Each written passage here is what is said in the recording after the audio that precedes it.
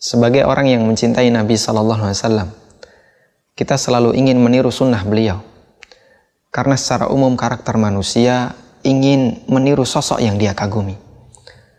Dalam sebuah pepatah dinyatakan, "Lau kunta tasduqu hubbahu la ata'tahu. Innal muhibba liman yuhibbu muti'u." Jika Anda jujur mencintainya, Anda akan mentaatinya.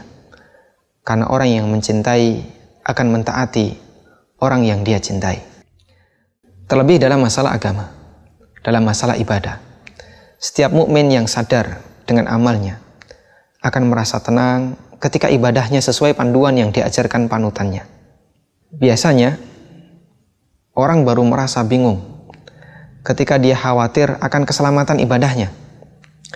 Dia akan sangat resah ketika dia tahu ternyata ibadahnya tidak memenuhi rukun dan syaratnya. Anda bisa lihat pemandangan ini saat kaum muslimin berangkat haji atau umroh. Mereka yakin ibadah ini, haji dan umroh, adalah ibadah yang butuh modal besar, memakan banyak waktu dan tenaga. Sehingga mereka berusaha bagaimana agar haji dan umrohnya sah, atau bahkan mendapatkan predikat mabrur. Karena kesadaran inilah, jamaah haji menjadi orang yang sensitif dengan ibadahnya. Sedikit ada yang mengganjal, mereka akan segera tanyakan ke ustadznya. Sedikit ada masalah dengan ibadahnya, akan segera dia konsultasikan ke pembimbingnya. Namun, mengapa mereka mengkhawatirkan ibadah haji dan umrohnya itu? Karena mereka tidak ingin mengorbankan keselamatan ibadahnya.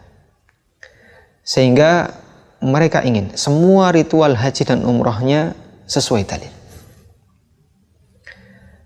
Sayangnya, suasana semacam ini tidak kita jumpai dalam ibadah sholat. Umumnya masyarakat melakukan sholat hanya mengikuti rutinitas sejak kecil. Tata cara sholat yang kita kerjakan, yang mereka kerjakan, umumnya adalah hasil didikan guru kita waktu SD, atau pelajaran yang disampaikan guru ngaji kita waktu kita belajar di surau.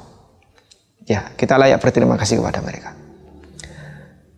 Ketika seorang tidak perhatian dengan nasib sholatnya, dia tidak akan pernah peduli apakah sholatnya sudah sesuai dalil ataukah belum. Dia tidak akan memikirkan apakah gerakan dan bacaan sholatnya memiliki dalil ataukah tidak.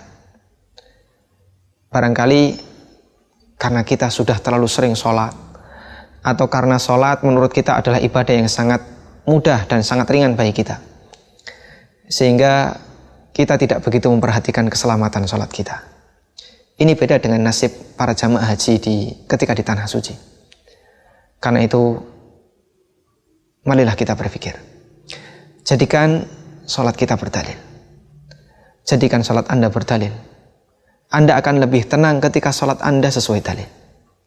Ketika Anda melakukan takbiratul ihram, Anda mengangkat tangan sesuai dalil, Anda akan merasa lebih tenang. Ketika Anda bersedekap, Anda tahu bagaimana cara bersedekap yang sesuai dalil, Anda akan merasa lebih tenang. Ketika Anda rukuk dan tahu dalil tentang tata cara rukuk, Anda akan merasa lebih tenang, dan seterusnya. Karena semua sholat kita sesuai dalil. Sholat kita sholat yang berdalil. Jadikan sholat Anda berdalil. Anda akan lebih tenang. Di saat itulah Anda akan lebih khusyuk dalam sholat.